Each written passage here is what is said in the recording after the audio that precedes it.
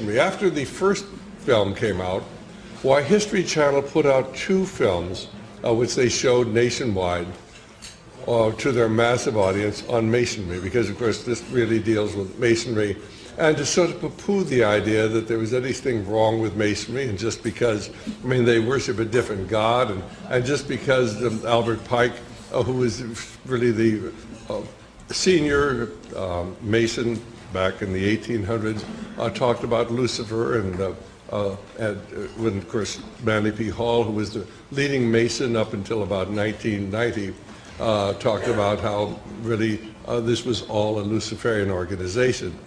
Why they sort of poo-pooed that, and they have all these Masons, it's really, it's well worthwhile getting that History Channel production. In fact, they put out 2 of them. One of them with our good friend Ralph Epperson, talking about the Great Seal of the United States, and telling you the truth. What is this, really this occult emblem doing on the back of the dollar bill? And nobody seems to want to address that issue. Well, of course, the other one just dealing with Masonry itself, interviewing a number of Masons who just laughed and ridiculed the idea there was anything sinister about this organization that was here at the time of America's beginning. The key part of this whole incredible story is that there were 2 forces here in America at the beginning. One was Christian, and this was established by Christians as a Christian republic, but there were also occultists here, part of a myriad of secret societies which has been with us since the beginning of mankind. And of course it was dedicated to the establishment of this one world order and the New World Religion. And that has been, this idea has been around for 6,000 years, ever since the Garden of Eden. What is so interesting is this whole incredible plan is coming to its culmination at the present time. Chris Pinto, where are you? Oh, Chris, it's time. Without further ado, Chris Pinto.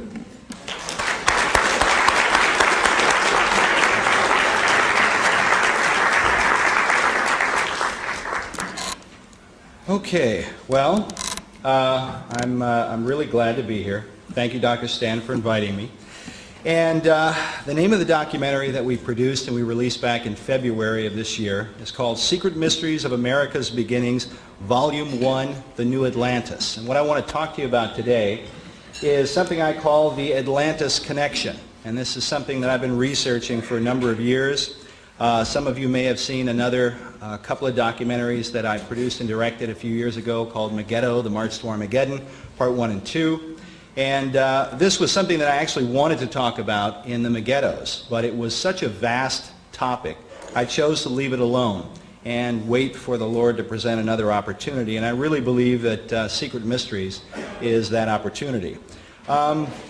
So the Atlantis connection, this is what the presentation is about. What I wanted to start with was to play a clip from the documentary, which is a short preview clip. Are we ready? All right. We're going to play this real quick. It's like a 90-second clip, but then I want to talk about the clip as soon as it plays. And are we ready? Here we go. You understand that America was founded by Christians as a Christian nation.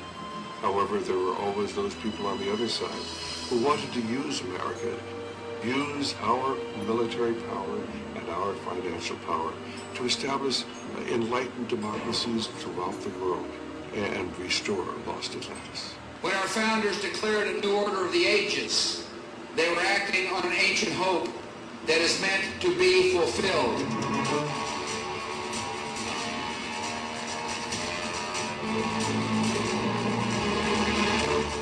As America marches forward, spreading democracy throughout the globe, is she merely promoting freedom or fulfilling an ancient plan? Is she following a course planned for centuries by men who believe she is chosen for a secret destiny?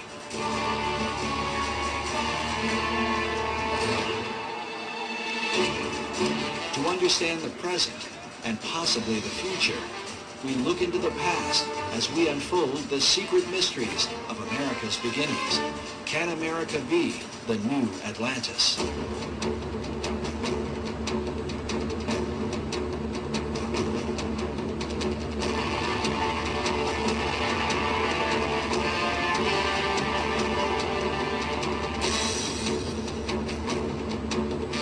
That's a preview clip that we show, and that's toward the beginning of the documentary. Of course, you got to see Dr. Stan there, who does a great job throughout the film if you haven't seen it.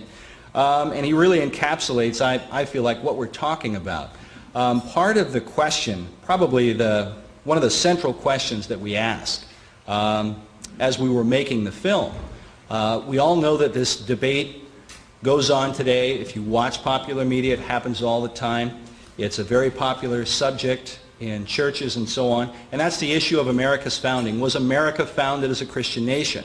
And so the question that we ask is, if America was founded as a Christian nation only, then why is it that the chief symbols of our nation are these Egyptian, Greco-Roman, Babylonian mystery symbols? Why do we have the Statue of Liberty, patterned after the Babylonian mother goddess of the ancient world?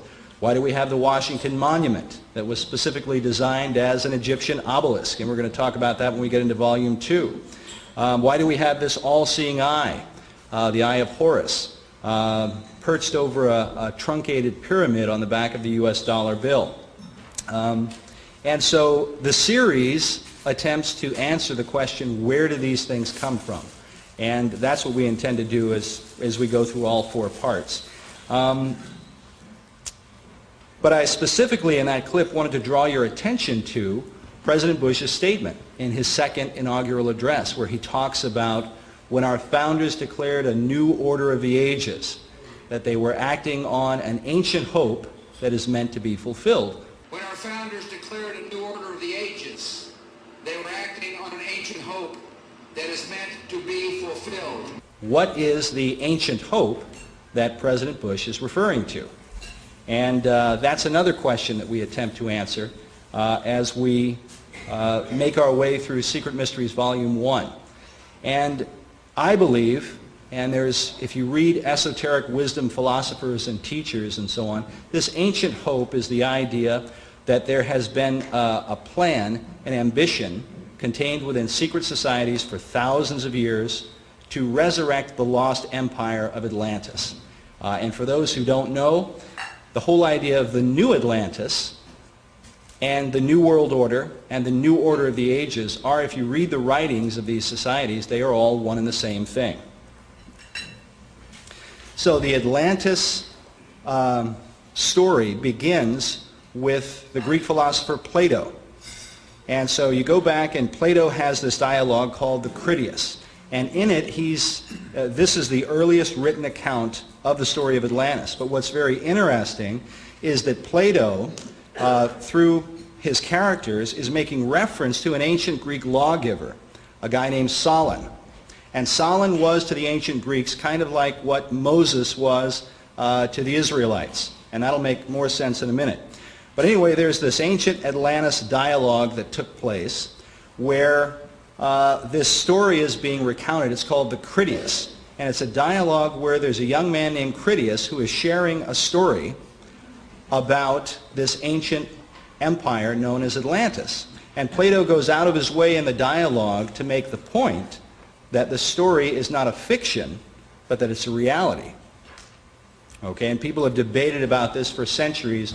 Was Plato just coming up with this allegorical myth, or is there anything in reality to the idea of Atlantis? And because Solon is the character that's being referred to, the story itself is given a lot of weight and prominence. Now we come to a picture of our Supreme Court building. Now this is on the reverse of the U.S. Supreme Court building, on the back side. And there you see, on this tympanum, in the center you've got Moses, okay, chiseled in stone, and he's holding the 10 Commandments, one on either side. And then to Moses' right, you have Confucius. And then on Moses' left, holding up what looks like a set of scrolls or whatever, you have Solon, the Greek philosopher. This is why I say Solon is kind of like the Greek version of Moses. Then you go to the House of Representatives, and you find a carved bust of Solon in the House of Representatives. This brings us to a guy who's really the central focus, probably, if I had to pick one character The central focus of Secret Mysteries Volume 1 is Sir Francis Bacon. And in 1626, Bacon passed away a year later after he died. Those who were a part of what is called the Baconian Circle, a lot of his followers, they published his final work, and it was a book called The New Atlantis. Now, what's very interesting is that when Plato wrote his Atlantis dialogue, it moves along and it builds up to this big climax and this crescendo, and then suddenly it stops. And the story doesn't have an ending. So now in Bacon's New Atlantis, you have the same thing. The story, it's basically, in a nutshell, it's the story of these Christian sailors who are lost at sea, and they come across this lost or this hidden island called Ben Salam. And they go into the land of Ben Salam, and they've never seen this place before, and they encounter this really advanced culture, and they're not sure what to make of it or what the proper customs are and so on. And then they meet one of the leaders of the House of Ben Salam, or not the House of Ben Salam, it's one of the leaders of Ben Salam, and it's called the House of Solomon. And Solomon, many Baconian writers and scholars believe, is a code name for Sir Francis Bacon. Bacon wrote about, in his own writings, he wrote about imitating the work of King Solomon. And it's based upon the proverb, the idea that it is the glory of God to conceal a thing, but the honor of kings is to search out a matter. So Bacon latched onto this idea, and he writes about it specifically. He latched onto this idea, and he said, well, I'm going to do a bunch of work in secret. And this is essentially what he did. Now, he has a lot of work that he did and that he published openly, but he was specifically known for developing work in secret. And he was the head during the Elizabethan era. This is about the time of Queen Elizabeth I, late 1500s, going into the 1600s, through Elizabeth I, and then King James I, who authorized the King James Bible. And under King James, Bacon would become the Lord High Chancellor of England, the keeper of the Great Seal. So he arose to a position of great prominence in England, and then he was suddenly disempowered at one point because he was accused of taking a bribe, and that's a whole big controversy. And King James would not allow him to defend himself. He was deposed as Chancellor of England, spent a few days in the Tower, had to pay a minor fine, and then he was released. And there's been all kinds of speculation as to why that happened. But he was a very prominent character during this Elizabethan era. Now, what's interesting is that Bacon, in his time, America had already been discovered. Bacon believed, as many of his contemporaries, that America, that the continent of America, was the site of ancient Atlantis. Not just a metaphor for Atlantis, not just a symbol for Atlantis, but that it was literally, physically, the Atlantean continent that had been rediscovered. Okay, and he writes in his book, The New Atlantis, he says, "And the great Atlantis, that you call America. Of all this there is with you sparing memory, or none, but we have large knowledge thereof." Now, he's writing about this, really, Ben Salam and this House of Solomon is a secret society, symbolically, because they talk about, the leader of Ben Salam talks about how their society observes all things, but they are known by no one. Not only that, there's a very telling phrase here when he says, "Of all this there is with you sparing memory, or none." In other words, you don't know anything about Atlantis, but we have large knowledge thereof. Now, it becomes very telling when you realize that the ancient mystery religion, which is essentially what all of the secret societies believe in and practice, and that's the whole god and goddess worship of Egypt and Babylon and Greece and Rome, the whole pantheon of pagan gods. That is the belief system in general of the secret societies. Well, if you talk to these people who believe in and practice these things, they will tell you that all of the ancient mystery traditions go all the way back to Atlantis. And they believe that the first great king of Atlantis was Enoch. Okay? Enoch, the seventh from Adam, as we read in the Bible. You know, and Enoch walked with God, it says, and was not, for God took him. That Enoch.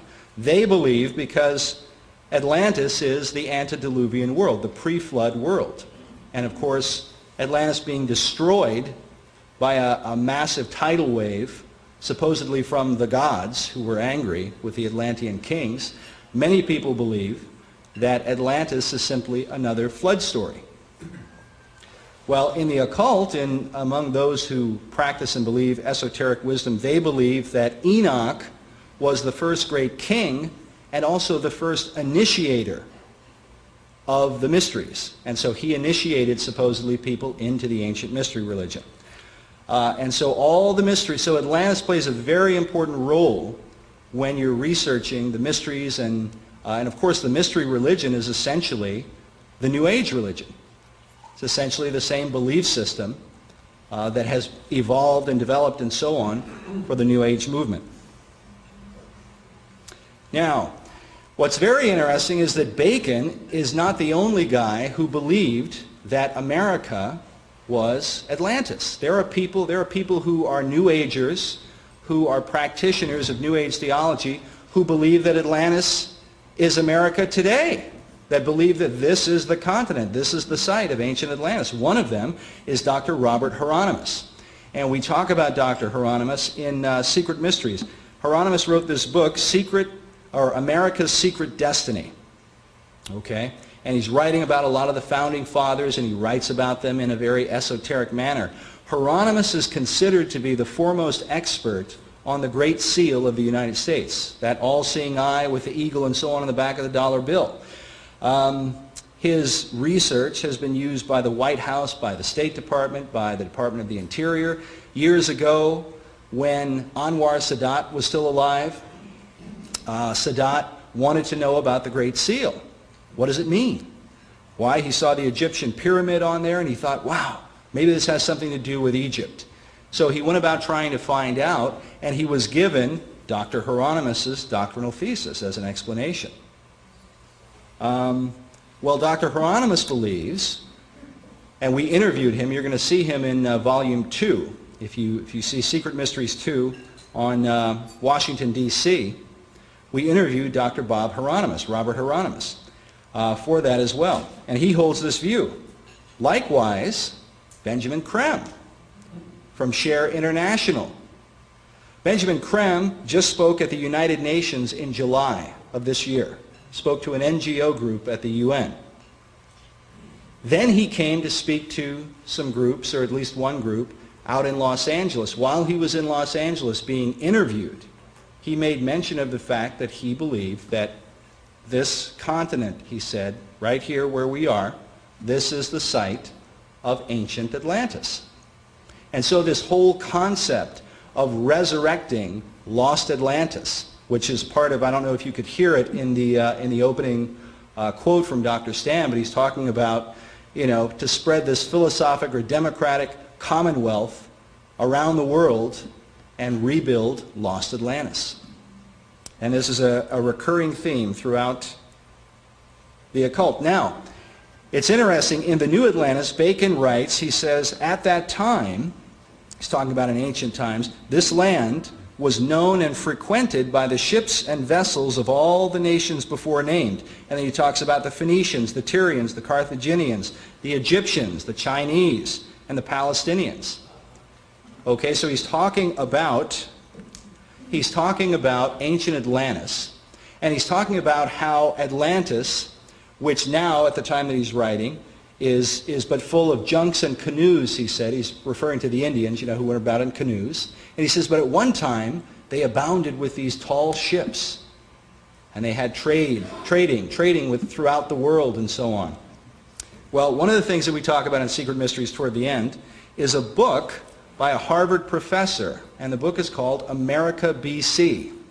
Now, America BC describes, this is from the back cover, it says America BC describes ancient European temple inscriptions from New England and the Midwest that date as far back as 800 BC. This is Barry Fell.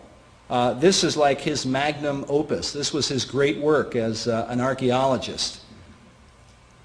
And he wrote about this. He documented for years. And I'll show you some of the pictures that he has in his book. The big picture there with all the coins, those are Roman coins that were found in the 4th century AD off the coast of Vermont. Okay? Then he's got different travelers that are carved in the upper, the upper right-hand corner. These are some of the different travelers. They're images that were discovered in the New Hampshire, Vermont areas.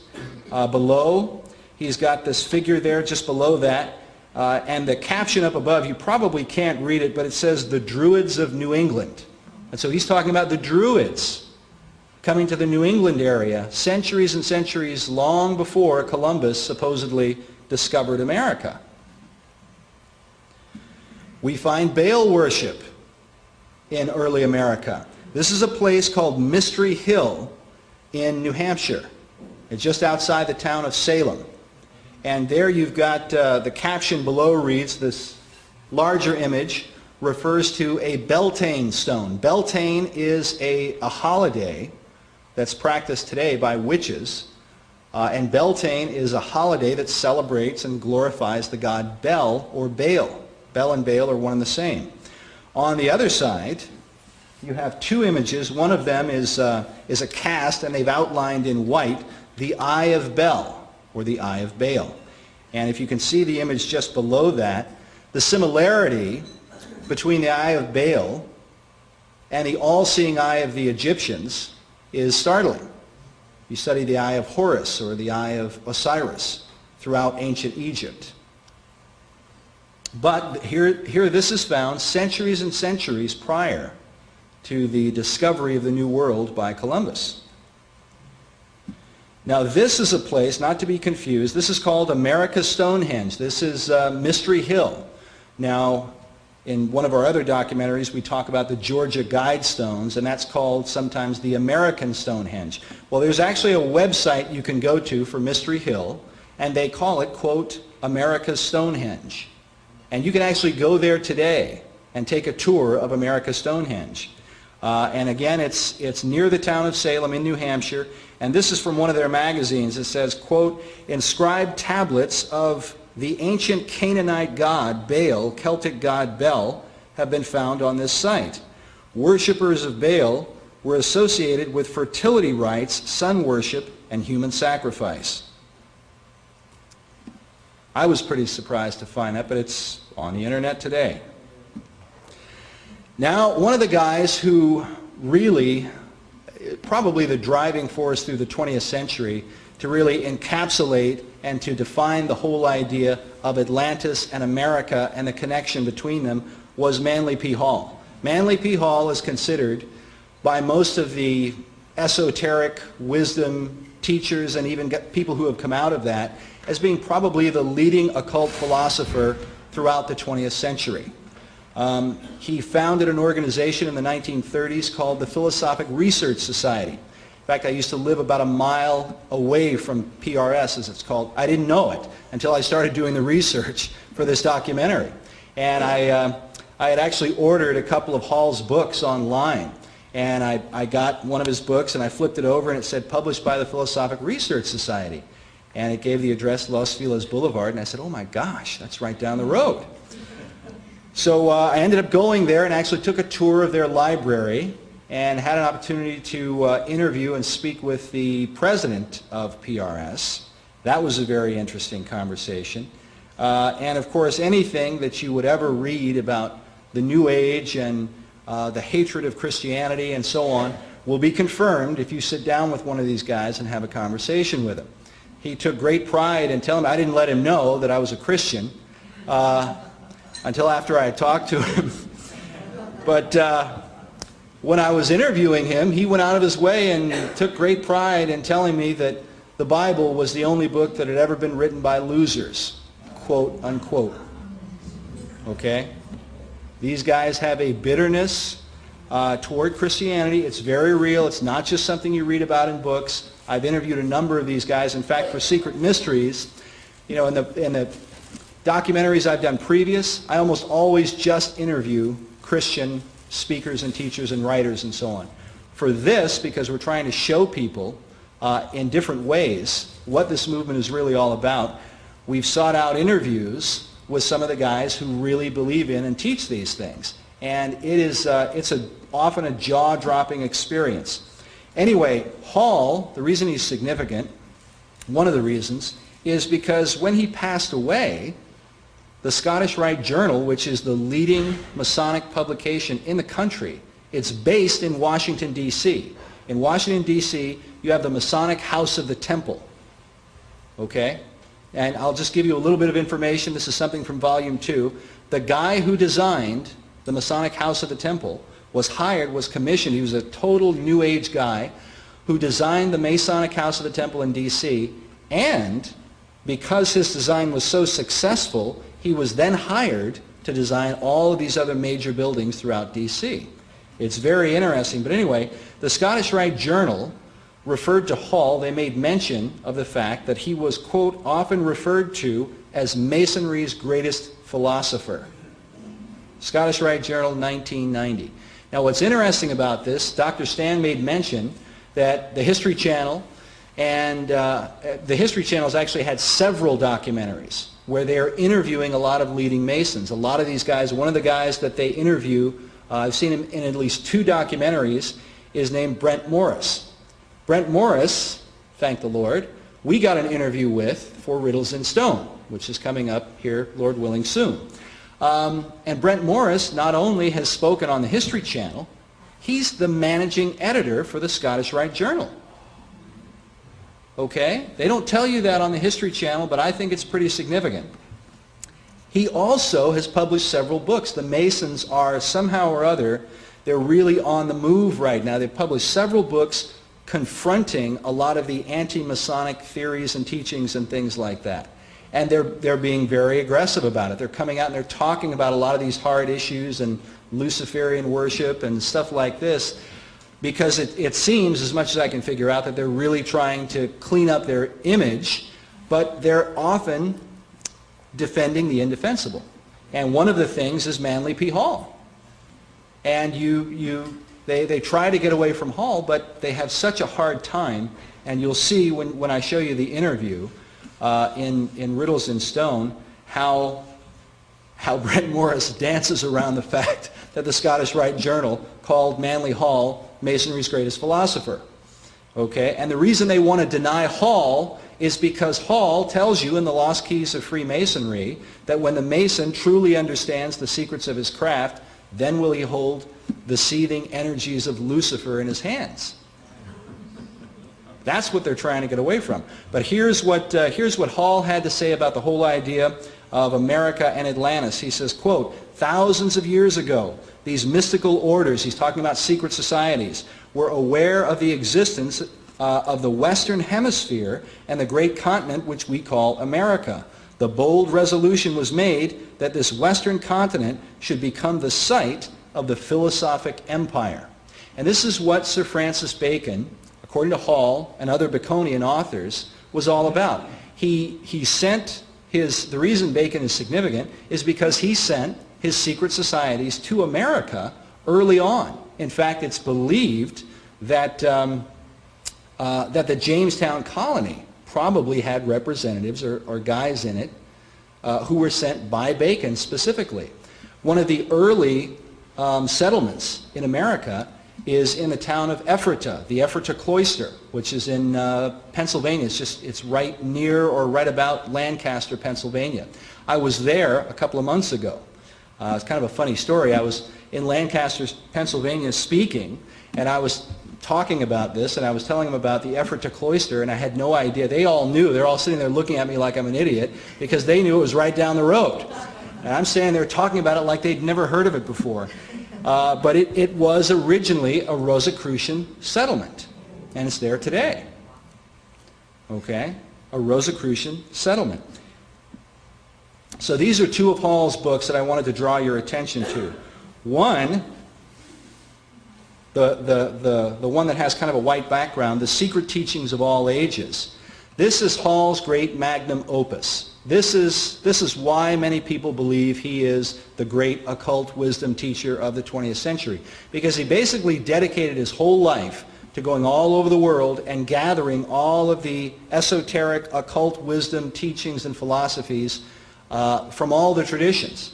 And he compiled them in this book, The Secret Teachings of All Ages. And if you go get a copy, it's like this huge book. But he teaches in there everything from Masonry to Rosicrucianism to Kabbalah to literally telling you how you can draw a pentagram on the floor and conjure up a demon and make a pact with Lucifer.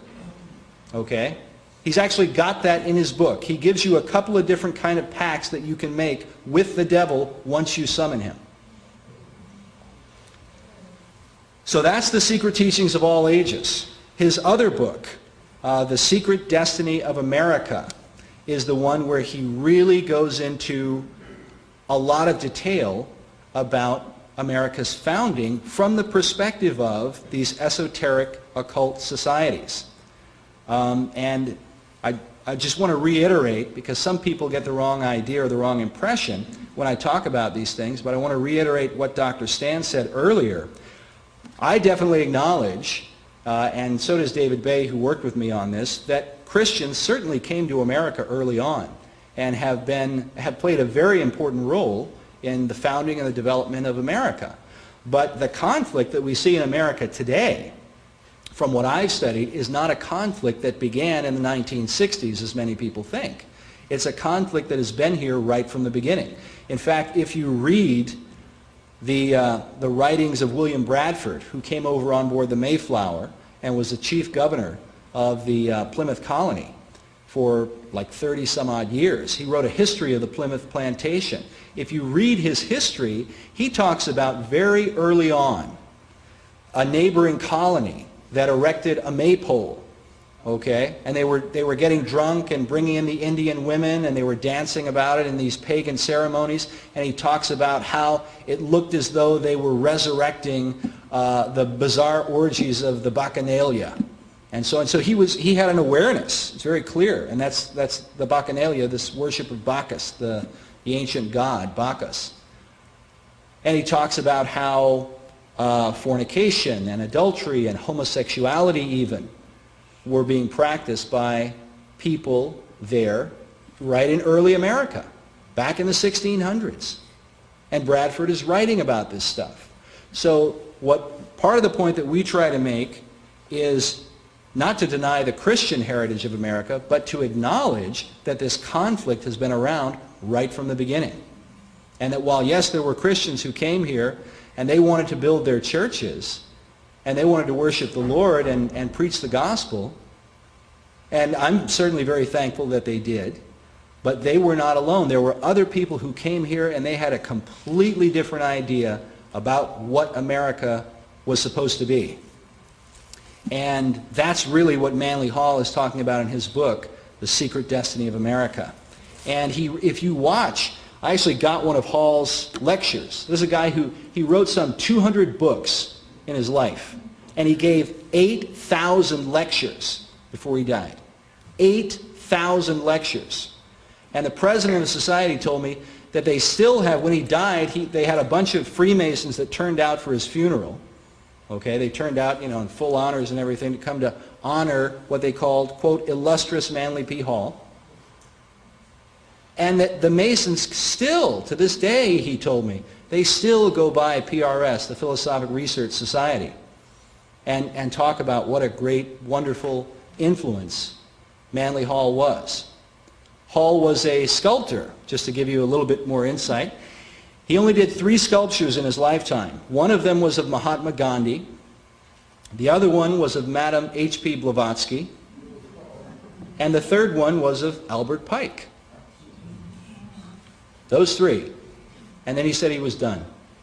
That's what the president told me anyway. So this is a quote from Hall in Secret Destiny. He says, quote, "The English program was under the direction of Sir Francis Bacon." He's talking about the Baconian societies and the influence of Bacon during the Elizabethan era.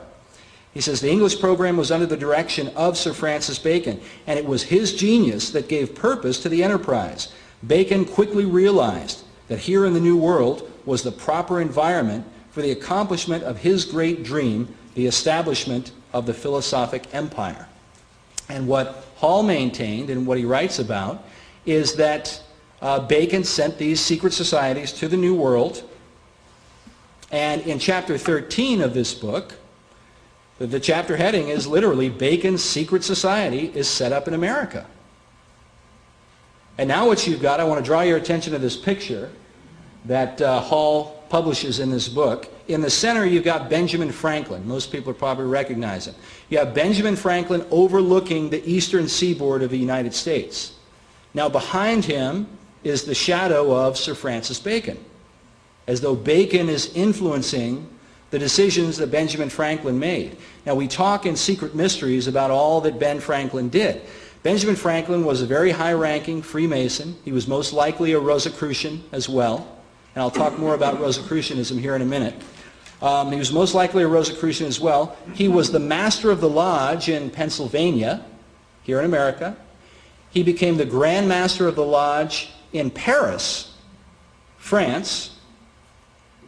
He initiated Voltaire in France. Other members of that lodge were John Paul Jones and the Marquis de Lafayette, who fought with George Washington.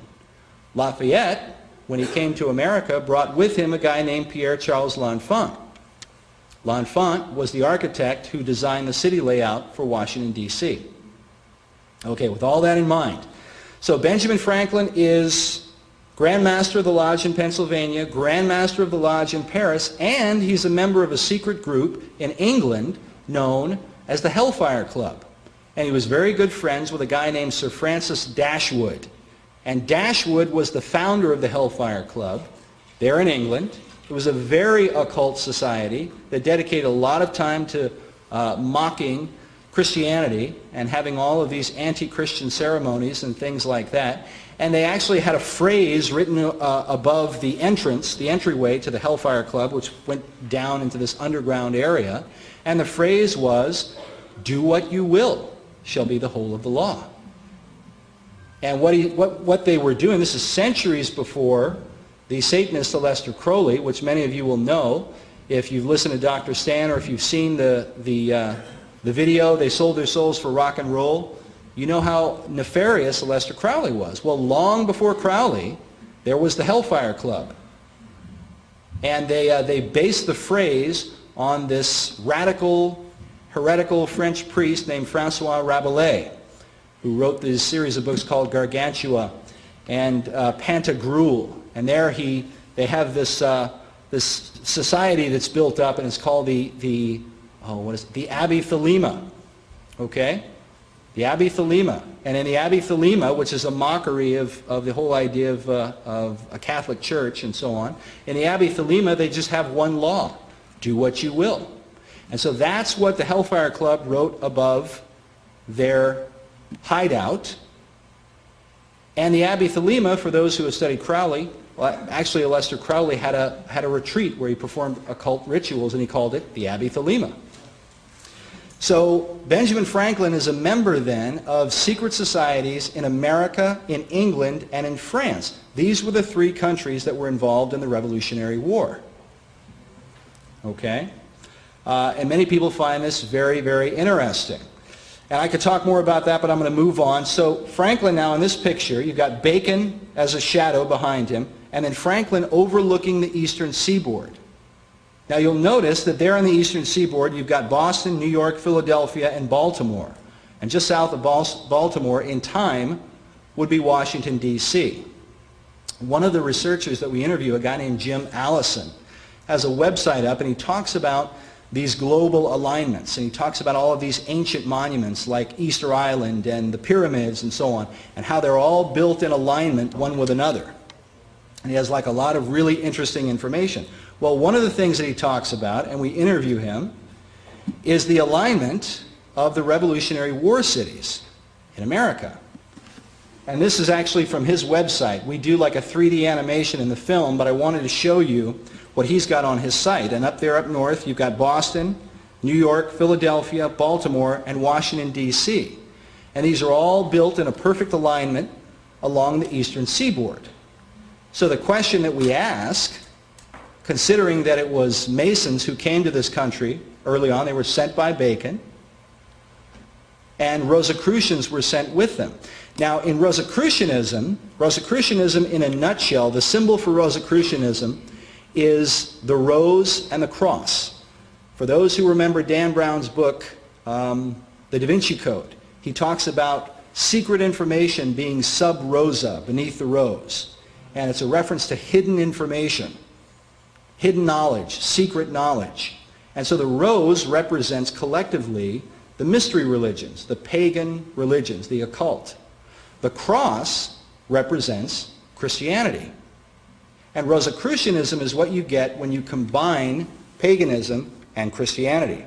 This is why the Gnostics, for example, you can go to a Rosicrucian website today, you can go to AMORC, the Ancient Mystical Order of the Rose and Cross, online today, look them up, and they will tell you flat out, oh yeah, they embrace ancient Gnosticism, they embrace Christianity, they embrace all these religious traditions.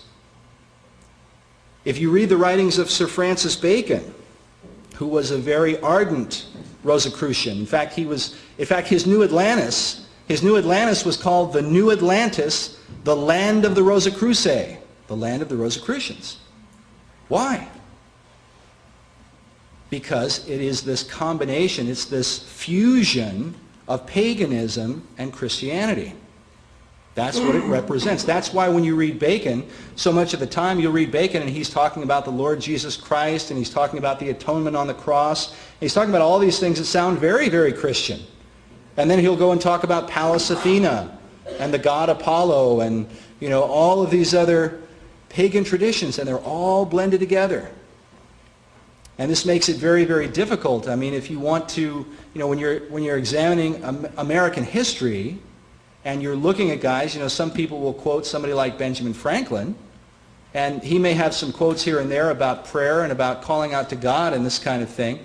But if you don't understand how he could do that, how he could refer to the Bible and then refer to the occult, but Rosicrucianism really explains how that's possible, because it's the embracing of both ideas. If you follow this alignment from, real quick, Washington, Baltimore, Philadelphia, New York, and Boston, all the way across the Atlantic Ocean, it leads you to Stonehenge. And so the alignment is built in perfect alignment with Stonehenge. Now in Rosicrucianism, part of the reason I started to tell you this, they have what is called the Hermetic maxim. The Hermetic maxim is as above, so below. And you will see statues or drawings or paintings or so on. Probably, if any of you have ever seen the Baphomet, okay, which is that goat-headed looking devil thing, sitting cross-legged, right, with a flame above his head. Well, next time you see it, look, and you'll see he's got one hand going like this and another hand going down that way, okay? And it means as above, so below. There's even a statue of George Washington that was done. I think it's in the Smithsonian. If I had a picture, I could show you. But you've got Washington sitting there dressed like some Roman god, and he's got one hand up and one hand down. As above, so below. Now the reason that's important, because that's a very dominant principle and teaching in the occult, is the belief is the reason that the pyramids were built in alignment with the stars is because of that maxim. The reason that they build things in alignment with astrology and things like that is because they're looking to the heavens, that which is above, and they're trying to imitate that which is above down below.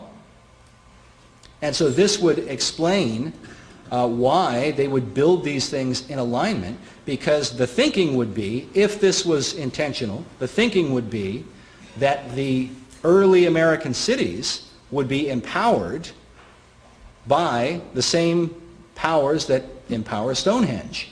That's the whole reason for doing it, because the Rosicrucian, the occultist, believes if they design a building or a city or whatever in alignment with the stars, that those same gods and goddesses that are above are going to empower you down below. And so they're drawing upon this occult power. So the question is, was this accidental? Is this just a coincidence? or was this the intentional design of these secret societies who came to America early on? And we pose the question. All right, so here's another quote from Hall. Hall says, "It must be remembered that Bacon did not play a lone hand. He was the head of a secret society, including in its membership the most brilliant intellectuals of his day. All these men were bound together by a common oath to labor in the cause of a world democracy. Bacon's Society of the Unknown Philosophers," that's the reference to the New Atlantis, these wise philosophers who are hidden away and nobody knows who they are. Bacon's Society of the Unknown Philosophers included men of high rank and broad influence. Together with Bacon, they devised the colonization scheme. Now, what's interesting about this Society of Unknown Philosophers, this leader in the story, the New Atlantis, this leader comes out, and he's the head of, one of the heads of the House of Solomon.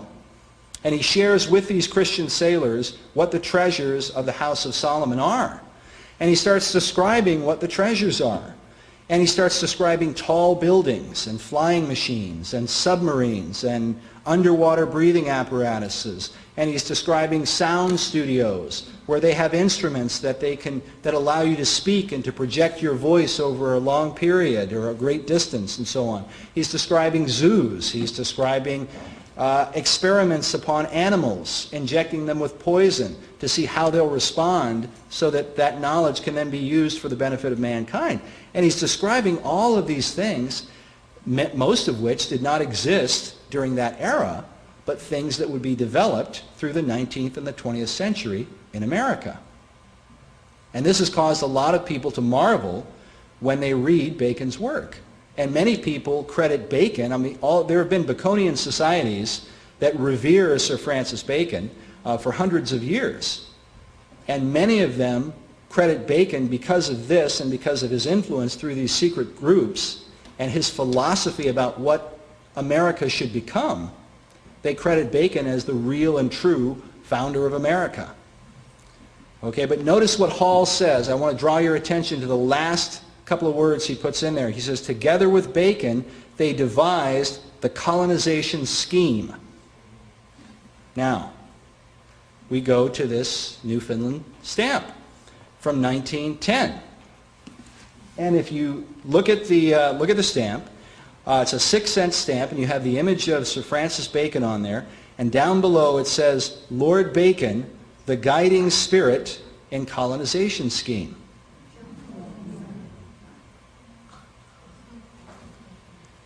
So this idea about Bacon, this wasn't just Manly Hall. He wasn't the only guy in the world who believed this. This is 1910. Hall didn't establish PRS until 1934, 35, right around there. I hear somebody whispering 666 over there. Yeah, you've got 2 6s. I almost didn't want to point it out. I know. There's 3. 6 cents and then 2 6s up top. In fact, one of the guys that we interview, a guy named Ian Taylor, he's been studying Bacon for years and years. Bacon he's a favorite subject matter of esoteric wisdom teachers because he was into ciphers and secret codes and all this other kind of stuff, all the stuff that you find in the occult. Bacon was into it, and he had a very romantic approach to it. But yeah, it's very interesting that you've got this stamp with, all right, so with 666 on it. So I just wanted to recap real quick Bacon before I get to the next section. Bacon became the chief of the Rosicrucian order in England. Now the way that the Rosicrucians came about in England, I think this is very significant. When Queen Elizabeth I came to the throne, okay, she came to the throne right away. The Pope, at the time, Europe was dominantly Catholic. And the government of Europe was, you had the Pope, you had the kings, and then you had the people. The Pope ruled over the kings, and the kings ruled over the people. That was the structure of government. Well, when Henry VIII, as we know, established the Anglican Church of England, the Protestant Church, then you had Bloody Mary that came in after he died. Bloody Mary dies, then Elizabeth comes to the throne. Well, the Pope denounced Elizabeth, and basically called for her assassination. So you had all of these assassins going out trying to wipe out Elizabeth.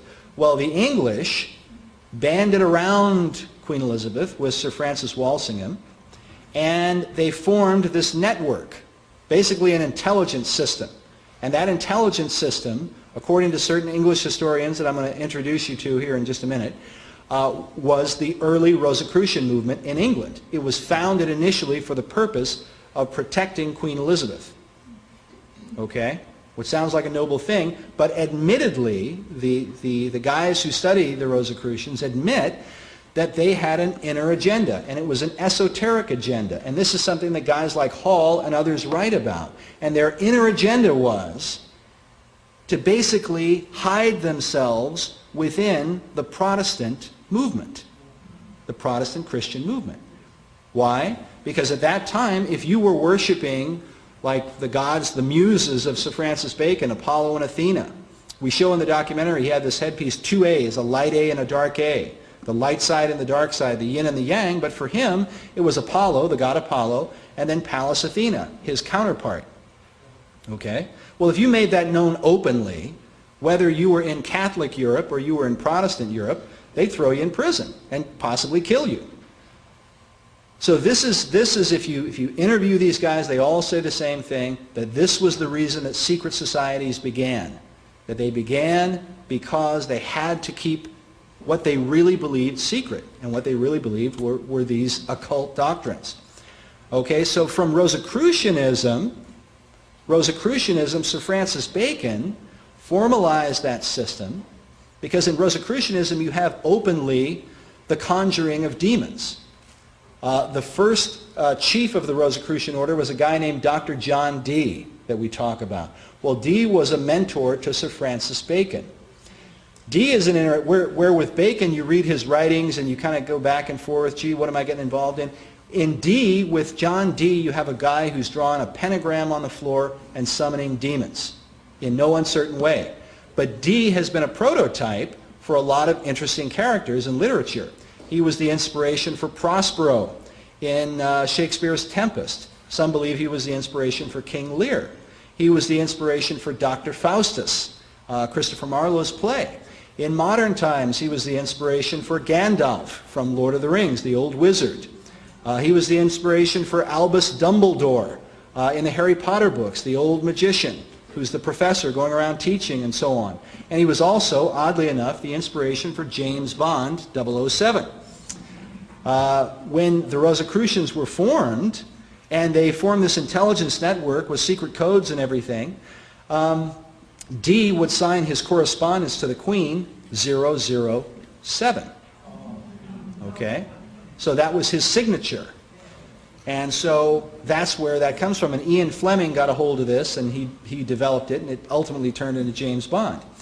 But it's believed that Bacon, because Dee handed off the leadership of the Rosicrucians to Sir Francis Bacon. And Sir Francis Bacon became the leader of the Rosicrucians. So he took that system. What I think he did was he got the magical side out of it. Because the Rosicrucians don't have any problem summoning demons at all. They think, hey, these demons have a lot of knowledge. Chances are communing with these spirits and so on is how the Egyptians learned how to build the pyramids, and these ancient societies did great things. Why? Because they gained knowledge from the spirit realm. So they didn't think this was a bad thing, because they were trying to pursue this knowledge supposedly for the benefit of mankind. And this is why Bacon became, I believe, part of the reason why he became known as the father of the modern scientific method. He was the guy who developed the method that would later be adopted by guys like Sir John Locke, Sir Isaac Newton, even Thomas Jefferson. Thomas Jefferson considered Francis Bacon one of the 3 most important men in history. And Jefferson, according to Baconians and others, Jefferson believed that he was fulfilling Bacon's desire for a new Atlantis in founding the United States. Now I want to introduce you to this guy. A lot of our information about Bacon, while there's just hundreds of books that have been written on him, if you know where to look for him, a lot of our information comes from a guy named Peter Dawkins. And Peter Dawkins is an Englishman, He is very much into the New Age, into esoteric wisdom. He's a very nice man, but he's deeply involved in the occult. And Peter Dawkins is the founder and president of an organization called the Francis Bacon Research Trust in England. And it's just outside of Stratford-upon-Avon in a place called Upper Tysoe. And we interview him in Secret Mysteries. You'll see him there. A very eloquent fellow, deeply involved in New Age eschatology and theology and so on. And he tells us that he believed that Sir Francis Bacon was the reincarnation of Elias the artist, meaning Elijah. Why? Because he says Elijah comes every few generations and so on to herald the coming of the Christ. And so he believed that Bacon's job, part of Bacon's job, was to herald the coming of the next Christ. Okay, this was Bacon's job. Now, I'm going to follow that thought here in just a minute. Dawkins' work is supported by this guy. Now, let me tell you how this happened. I actually found Peter Dawkins when I was researching PRS, the Philosophic Research Society, Manly Hall Society. Okay, Dawkins had been invited there to speak on his stuff on Bacon, and of course they love Bacon at PRS because of Manly Hall. Bacon was Manly Hall's favorite subject. Of all the stuff that he studied, it said that Hall was his favorite topic, and his wife, Marie Bauer Hall, was completely given over to Baconian philosophy and so on. So I wanted to get into a place called Canonbury Tower, which is in England, and it's where Bacon had lived prior to his death. And it's believed that he began the Invisible College at this place called Canonbury Tower, and that he held a lot of his meetings with the Masons and the Rosicrucians there. Okay? And when you go there, we show, in Secret Mysteries, we show a lot of the original wood carvings that they had. And you see a couple of phoenix heads coming up. There's in the wood, I didn't point it out, but I'm going to sooner or later, the Masonic compass on the wall, and all of these really rich esoteric symbols that are carved into the wood there. Well, Peter Dawkins told me, he said, well, if you want to get permission, contact this woman. Her name was Carol. And so I did. I sent her an email and called and left a message. Well, a couple of days later, I got an email. And the email said, Dear Mr. Pinto, I understand you're trying to gain access to Canonbury Tower for your film. I said, I would love to help you, but I'm going to need some more information, blah, blah, blah. Sincerely, Lord Northampton. So I'm sitting here looking at this email, and I'm thinking, how often do you get an email from a guy named Lord Northampton? So I talked to Peter Dawkins a few days later, and I say, well, I got this email from this guy named Lord Northampton. Do you know who he is? And he says, oh, yes. He says, he's the Marquis de Northampton. And I said, oh, okay, what does that mean? And he said, well, the Marquis de Northampton is known as the Pro-Grand Master of British Freemasonry. Now, let me explain to you what this means, because it took me a while to figure it out. But you can actually find all of this online. The Grand Master of British Freemasonry is this fellow, the Earl of Kent, a member of the royal family. He is the Grand Master of British Freemasonry. He's a cousin to the Queen, Queen Elizabeth, and to the Duke of Edinburgh. Because he is a member of the royal family, as the Grand Master, he can appoint a pro-Grand Master who acts in his place. Okay? Because he's busy being royalty, somebody else makes all of the certain decisions and goes and meets everybody, etc., and so on. So as Pro-Grand Master, the Marquis de Northampton, who fulfills that role, is the acting head of all British Freemasonry. And here I say he's arguably the most powerful Mason in the world. Why? Because if you interview Masons, all Masonic lodges that are official Masonic lodges ultimately owe their allegiance to the Grand Lodge of England. That's the centralization of their power source. And the guy who's the head of the Grand Lodge of England is Lord Northampton, the Marquis de Northampton. Now, he's a personal friend of Peter Dawkins, and he supports his work. Dawkins lives in Northampton's country home in Stratford-upon-Avon. Okay? Lord Northampton has authority over Canonbury Tower. Dawkins goes there and teaches at Canonbury Tower. It is now called the Canonbury Masonic Research Center. And they have all of these meetings. People like S. Brent Morris, the managing editor of the Scottish Rite Journal, who is on the History Channel talking about Masonry and so on, has also been to Canonbury Tower, giving lectures there and so on, in England. A lot of people don't even know this place exists, but it's dedicated to researching the philosophies and the teachings of Masonry.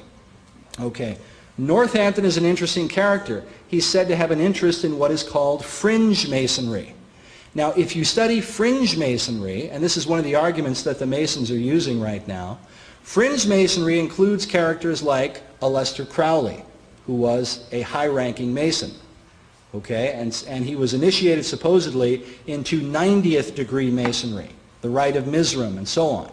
Well, the Masons are debating and all this other kind of stuff about whether or not this is official Masonry or that this is fringe Masonry and so on. And so you can't really blame Crowley on the Masons, this kind of thing. They go back and forth. But it's very interesting that one of Northampton's hobbies is researching fringe Masonry. Some claim, and I haven't been able to get confirmation of this, that he is working on a project that deals with rebuilding Solomon's Temple in Jerusalem. If you study Masonry, if you read Albert Mackey's encyclopedia on Masonry, and you look up Solomon's Temple, he will tell you that the temple in Masonry, that Solomon's Temple in Masonry is the center of all Masonic philosophy and purpose and all this other kind of stuff. It's a very important issue. But again, that's an unconfirmed report. So I try not to make too much of it. So Dawkins has authored some 14 books on Sir Francis Bacon. He teaches also at the Globe Theatre in London, because among the theories that Dawkins espouses and all Baconians espouse is that Sir Francis Bacon was the real author of the Shakespeare plays. Okay, and he had this literary society called the Knights of the Helmet.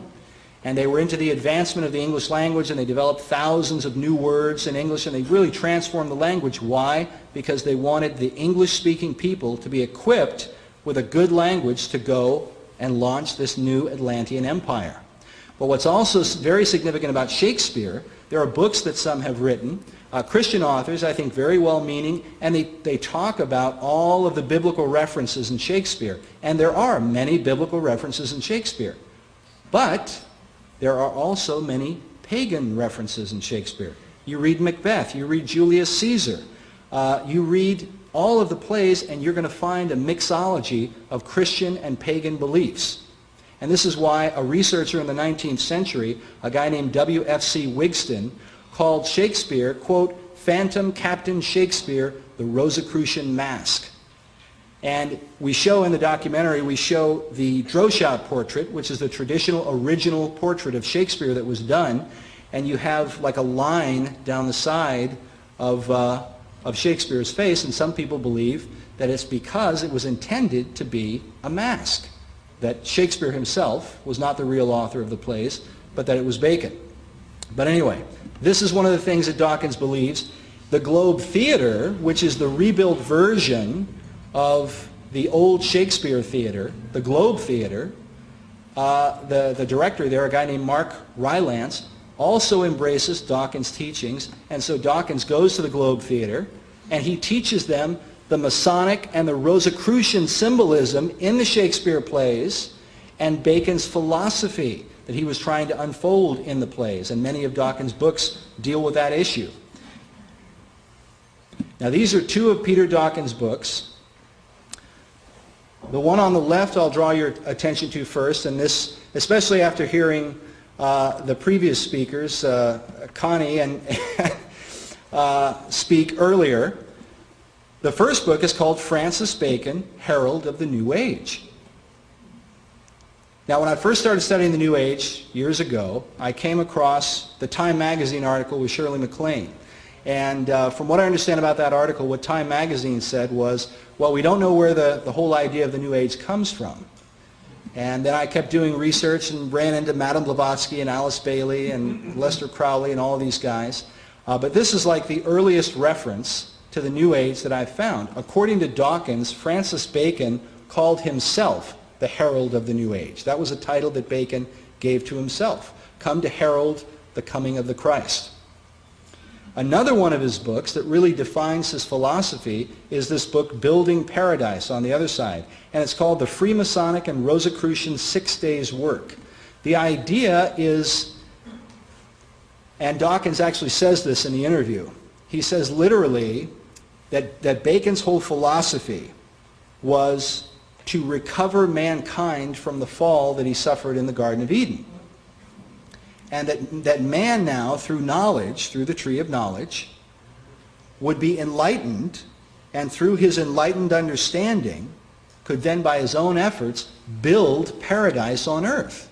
But this time, he says, paradise will be even better than it was before because man will have earned it.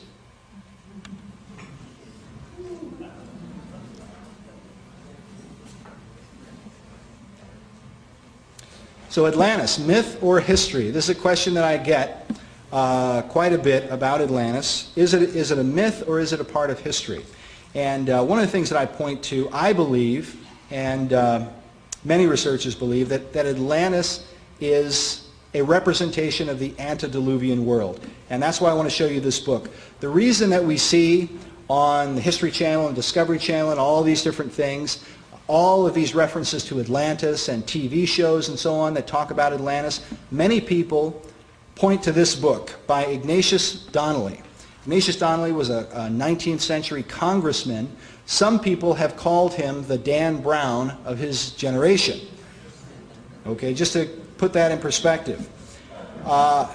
Donnelly wrote this book on Atlantis, and he believed that Atlantis was a very real place. And so he wrote this book, compiling all of this information about Atlantis and what it represented and so on, and he published it. Well, that book has been in print, and it's in print even up to this day. And many people believe that it's because of Donnelly's book that there has been all of this resurgent interest in Atlantis through the 20th century.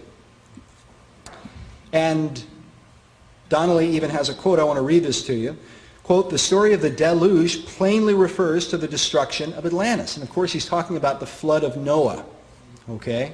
The destruction of the old world in the flood of Noah, often called the deluge. The story of the deluge plainly refers to the destruction of Atlantis, and that it agrees in many important particulars with the account given by Plato. The people destroyed there were the ancient race that had created civilization. They had formerly been in a happy and sinless condition. They had become, in a happy and sinless condition. I think what he's referring to there is the Garden of Eden. I think so. They had become great and wicked. They were destroyed for their sins. They were destroyed by water.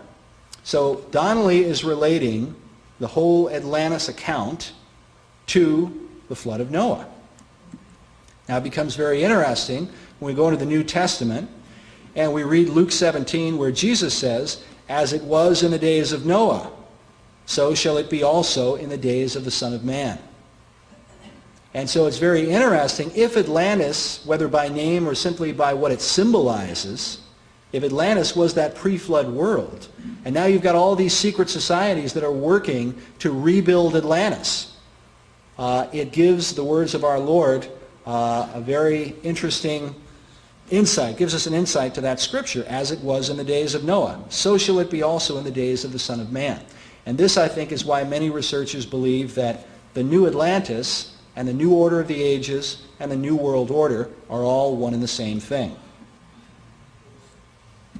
What does Atlantis mean in the occult? Well, we've been talking about it up to now, but I wanted to draw your attention to a couple of things. The Secret Doctrine by Madame Blavatsky. If you read that book, there's 2 volumes of it.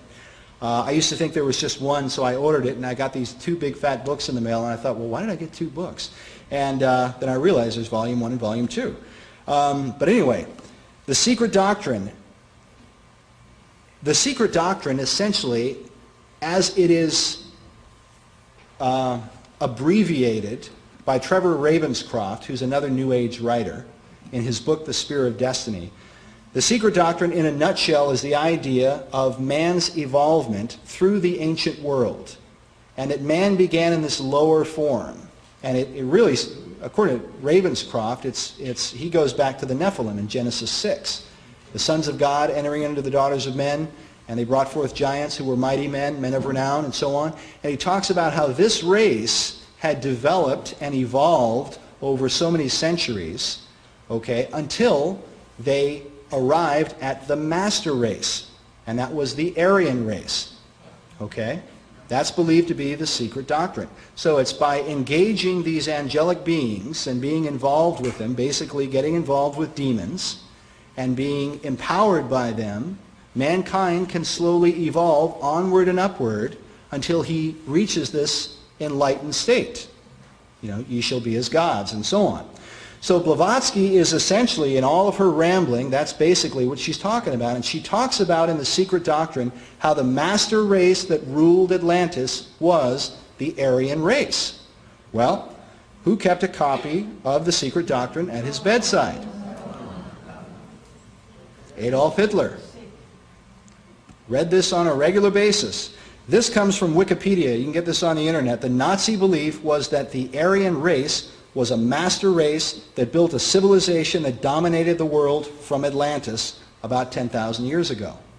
And that is identical to the teaching of Manly Hall, who taught that Atlantis was this ancient philosophic empire that extended to all the world. Something that's very interesting. A lot of people have made the parallels between Iran and Nazi Germany. Well, I found out that the name Iran means land of the Aryans.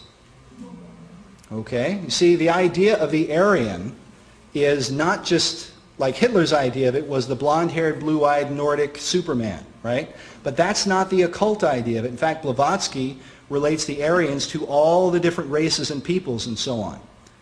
Okay? And the word Iran, or not the word Iran, but the word Aryan means high and noble one. Okay? That which is high and noble, and so on. But the name Iran means land of the Aryans. Is there a connection? When Benjamin Creme was interviewed in Los Angeles, okay, he was asked, you know, because he's always talking about world peace and so on. He went off on this diatribe against Israel and how Israel was an unjust state, okay, that didn't have the right to exist and all this other kind of stuff. But then he was asked about the president of Iran and how the president of Iran is calling for the annihilation of Israel. And you know what he said? He said, oh, I don't think he means all that. Okay? He was ready to justify the president of Iran. Why? Because the president of Iran has dedicated his presidency to bringing forth the Imam Mahdi. And for those who don't know, the Imam Mahdi is the Muslim Messiah. The Imam Mahdi is supposedly going to show up, wipe out all the enemies of Islam, and bring about this golden age for Islam. That's the Imam Mahdi. He's very clearly a picture. If you study the Imam Mahdi, he's a picture of the Antichrist. Well, Creme openly admits that he believes that the Imam Mahdi and his Maitreya, his Christ, are one and the same. And the president of Iran gave a speech apparently at the United Nations a couple of years ago. And Creme was lauding the speech, and he said, oh, it was such a brilliant speech, and it was so wonderful. He said, you know, I thought it could have come from Maitreya himself. And so he said that he consulted with his master, his spirit guide. I'm not kidding. He consulted with his master because he said some of the president of Iran's followers, when he spoke, they said that they noticed a shimmering light around him. Okay? So Creme consulted with his spirit guide, and his spirit guide told him, yes, that was from Maitreya. And he was asked, Creme was asked about what he thought it would take to resolve the problems in the Middle East. And his response was, well, Maitreya will have to resolve it. He'll have to step in.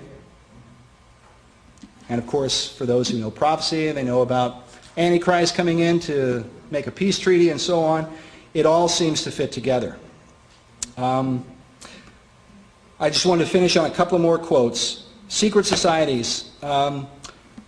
Hall talks about how all of these secret societies, whether it's the Masons, the Rosicrucians, whoever they are, they're all working together toward this common cause. And he says all these groups belong toward what is called the order of the quest. All were searching for one and the same thing. That one thing was a perfected social order, the government of the philosopher king. And this takes us back to the speech given by President Bush when he's talking about when our founders declared a new order of the ages, they were acting on an ancient hope that is meant to be fulfilled.